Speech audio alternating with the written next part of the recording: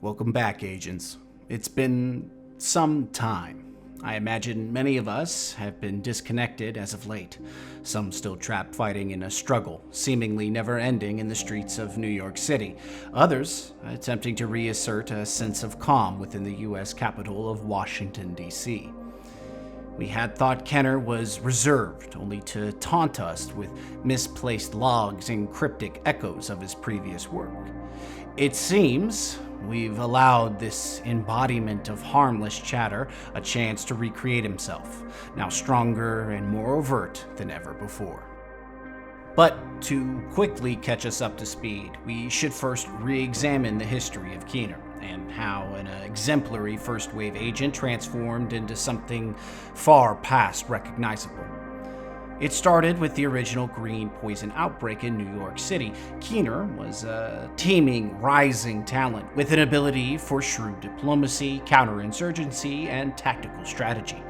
However, regardless of how talented Aaron was, he was never able to overcome the bureaucracy of the JTF and SARA contingencies within the city.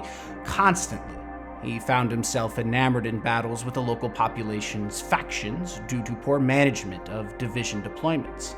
Finally, after the pullout and abandonment of the central area of the city, now described as the Dark Zone, Keener had officially gone rogue, operating initially to convert some of those within his cell of agents. Some joined immediately, feeling a like-mind disillusionment. Others, however, were unfortunate casualties of this war, as Aaron had described them. Just imagine that for a moment. You find yourself watching your country fall apart around you.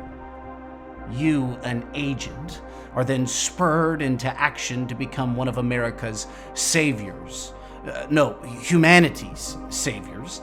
And the same bureaucratic nonsense that allowed a green poison to exist and spread in the first place now leads New York's only chance for reordering itself. I'm sure, under the circumstances, we'd all be a little more than demoralized, especially if we committed ourselves to a cause, to something greater than ourselves. Make no mistake, what Aaron and the rogues like him have done is inexcusable, but we should always seek to understand the past so we are not too soon to repeat it. Keener was a man brought up on the height of American provision. He wanted for nothing, needed for nothing, facing a life and upbringing of no true difficulties. The exemplar American life provided by the upper-class classism penetrating every walk of life. You'd assume that the entitled early life of any son of America would create a character of artificial success, unable to truly find security unless supported by the silver spoon of decadence. But for Keener, it seemed this would not be his fate, far from the standard stereotypes. After a short military service career in Camp Lenimer in Djibouti, a country situated between the Gulf of Aden and the Red Sea, Keener found himself as a futures trader on Wall Street. Now, future trading is speculative trading based on data sets and perhaps a bit of mysticism. It's a primary source of development for Keener's analytical decision-making. He quite literally became the perfect mix of intelligence and warfare, able to analyze situations and make sense of a series of strategic decisions that would consistently allow for victory. For the Strategic Homeland Division, Keener became their prototype candidate, offering a unique mix of intelligence and military loyalty, forming the basis of attributes of the original first-wave recruits. But even within the recruit reports, the military records, and the SHD documents, Keener spells loyal agent, exemplar, and leader. So why the sudden fall from grace? Surely, Keener would have been able to look past Sarah's withdrawal from the New York Dark Zones. Surely, he would have been able to understand that cutting off the leg to save the body was a necessary solution for an otherwise catastrophic outcome. But who is to know how anyone would react? The world was effectively ending with the green poison pandemic. It was slowly replacing the normalcy of American life with an unforgiving chaos of human attrition. Slowly, the world's health infrastructure was overwhelmed. Millions upon millions became deathly ill. A variant of smallpox, they said, with the virility of the flu and the mortality of the plague. A masterstroke of virus engineering that would encompass the globe in only a few short weeks. In the time it took to reload your sidearm, Aaron went from a futures trader on Wall Street to an activated first wave agent to the most wanted man in perhaps history. Now, during the initial outbreak, second wave agents were responsible for chasing Keener to ground just after capturing the UN building from the Last Man Battalion. But Keener, ever the shadow, always seemed to stay one step ahead of the second wave, constantly taunting them with dropped smartphones and other distractions. Recently, we've learned that Aaron has had access to both the DC area and the NYC zones, effectively able to skirt the blockades of Manhattan, whether through bribery or the collapse of organizational efficiency from the JTF. During this time, his captive accomplice, Vitaly Chermenko, engineered a more deadly version of Gordon Amherst's green poison, in which Aaron had used on the original base of operations within NYC, killing hundreds and decimating months of progress towards stability.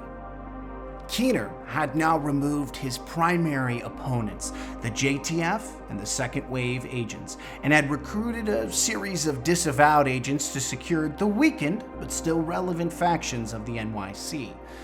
It should be noted that Keener had an incredible personable personality. He isn't your standard sociopath, but he does seem to contain a majority of the traits we find within the typical definition. Superficial charm, usage of manipulation, lack of empathy or recognition of another's rights, grandiose sense of self, pathological lying, lack of shame or remorse, shallow emotions, and a need for stimulation. The list goes on and on. But think about it for a moment. Converting over disavowed agents to his cause, individuals likely in an extreme sense of delusion or just in a disturbed state, killing hundreds of innocents with a newer, more virulent green poison, belief he will always win, even if he leaves evidence of his actions for second wave agents to find. No record of remorse for those who have died either directly or indirectly via his actions. All of these elements define a grander sociopath. All of these elements are found within Aaron Keener. Although there is one oddity we should mention in this report. While yes, I believe we can all agree Aaron had effectively lost more and more of his humanity during the collapse of the American way of life during this green poison epidemic. Why would Keener want to destroy NYC again, using a newer, more deadly version of the green poison virus? Perhaps he wanted to follow the ethos set about by Gordon Amherst, that nature needed a little push, as he so eloquently described it. That we would never be able to achieve true strength via unnatural Darwinism unless pushed by a man lacking humanity.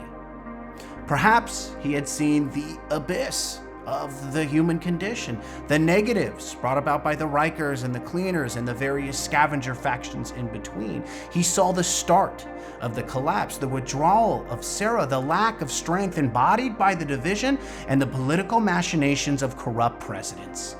Unfortunately, we may never truly and definitively know what his ambitions were beyond what was said person to person during his final moments.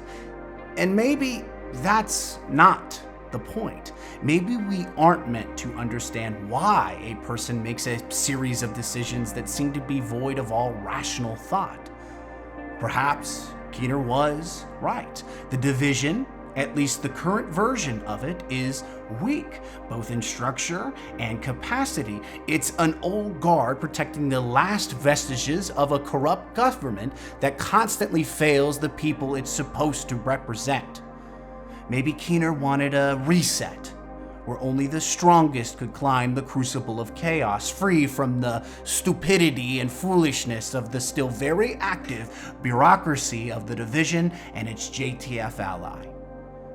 Or perhaps he was just driven by the need for stimulation, common in most sociopaths, constantly seeking to be chased, to be villainized and characterized as the human embodiment of betrayal. Keener's death is not the end of the rogue epidemic currently afflicting the ranks of the division. We've seen reports of rogues from some of the most loyal division agents, from the first and second wave, all seemingly convinced or disgusted by Keener's mission statement.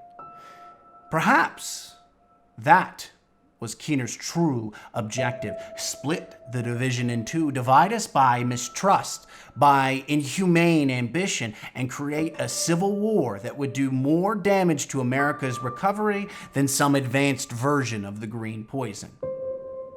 Regardless, the lesson is clear. Trust only those who deserve to be trusted and protect yourself from all else.